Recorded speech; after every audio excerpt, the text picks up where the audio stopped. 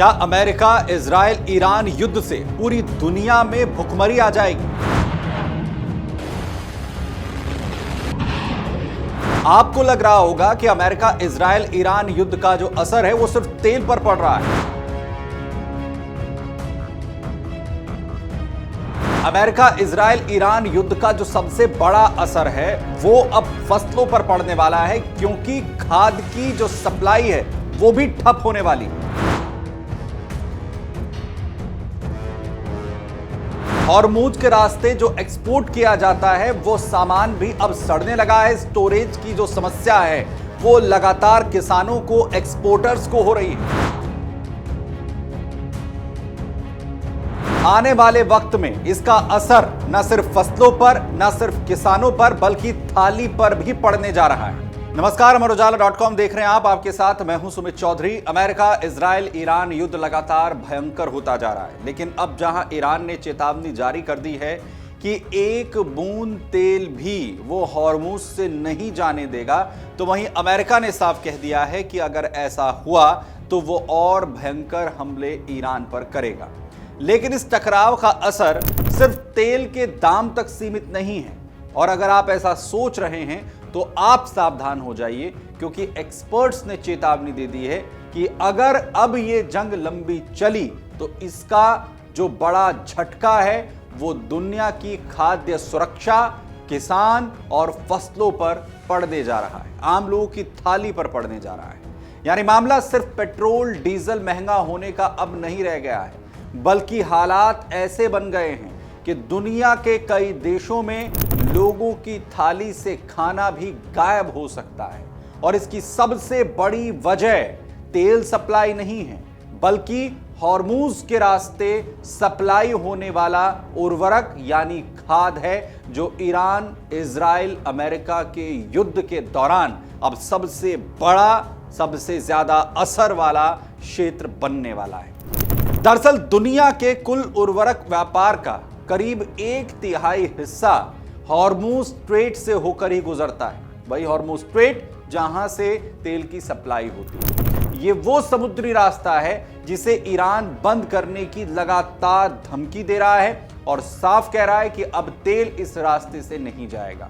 और अगर ये रास्ता बंद होगा तो न सिर्फ वैश्विक सप्लाई चेन ठप पड़ जाएगी, न सिर्फ तेल बंद हो जाएगा, साथ ही खाद की जो सप्लाई है वो भी बुरी तरह से प्रभावित होगी। खाड़ी क्षेत्र के जो देश हैं, मसलन कतर, सऊदी अरब, ईरान, संयुक्त अरब अमीरात और दुनिया के लगभग ये जो तमाम देश हैं वो लगभग 34% यूरिया और 23% अमोनिया का निर्यात करते हैं।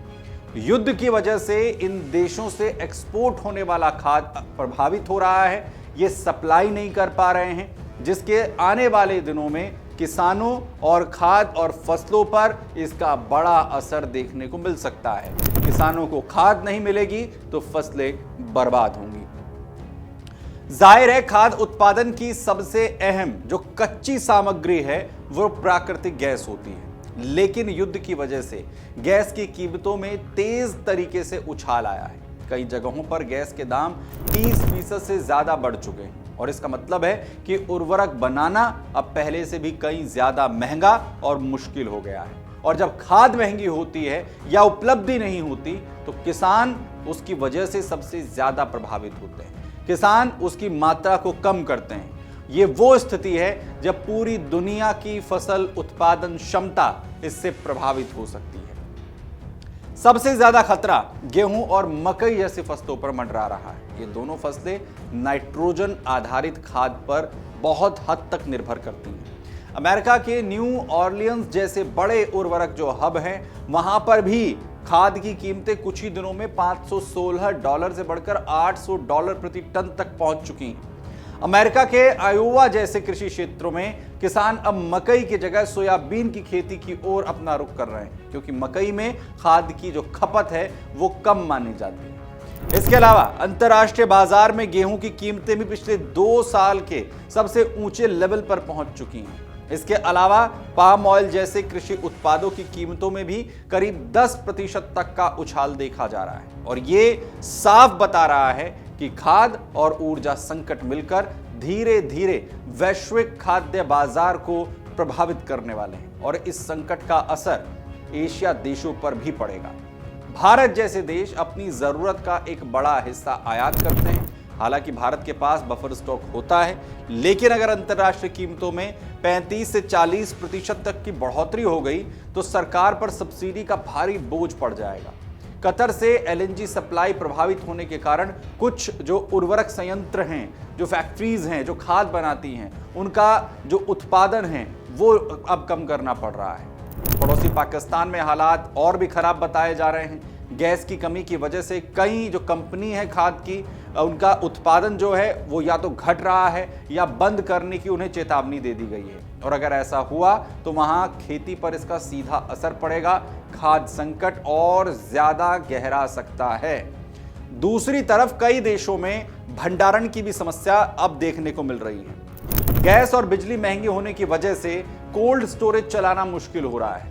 भारत के भी कुछ अगर राज्यों की बात करें तो यहां पर फलों के भंडारण को लेकर अब चिंता जो है वो बढ़ने लगी है, क्योंकि ऊर्जा लागत बढ़ने से कोल्ड चेन पर इसका दबाव पड़ रहा है।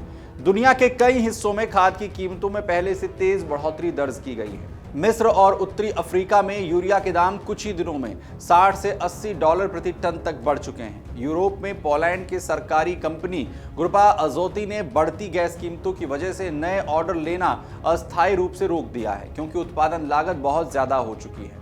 वहीं जो कृषि एक्सपर्ट्स हैं वो कह रहे हैं कि अगर यूरिया और डीएपी की सप्लाई बाधित हो गई तो गेहूं और मकई का उत्पादन 20 से 30% तक गिर सकता है। उत्पादन घटेगा मतलब कि बाजार में अनाज की कमी होगी और कीमतों में उछाल आएगा। मकई की कमी से पोल्ट्री और डेयरी उद्योग पर भी इसका असर पड़ेगा। इससे दूध, अंडे और चिकन जैसी जो चीजें हैं वो और महंगी हो सकती हैं। यही वजह है कि कई जो इकोनॉमिस्ट हैं, जो अर्थशास्त्री हैं, इस युद्ध को सिर्फ एक सैन्य टकराव नहीं बल्कि वैश्विक आर्थिक संकट की शुरुआत मान रहे हैं। और अगर हम इतिहास की भी बात करें तो जब भी तेल की कीमतों में बड़ा झटका आता है तो उसके बाद महंगाई और मंदी का खतरा बेहद तेजी के साथ बढ़ता है। और अगर ये युद्ध जल्दी नहीं रुका तो असर सिर्फ ऊर्जा बाजार तक सीमित नहीं रहेगा। अगर किसानों को समय पर खाद नहीं मिली और बुआई का मौसम निकल गया तो 2026 की सर्दियों तक दुनिया को बड़े खाद्य संकट का सामना करना पड़ सकता है। यानी मिडिल ईस्ट में भड़कती ये जंग आखिरकार दुनिया के करोड़ों लोगों की थाली तक भी पहुंच सकती है। अगर आप ये वीडियो YouTube पर देख रहे हैं तो हमारे चैनल को सब्सक्राइब कर बेल आइकन दबाएं और Facebook पर देख रहे हैं तो हमारे पेज को लाइक करें।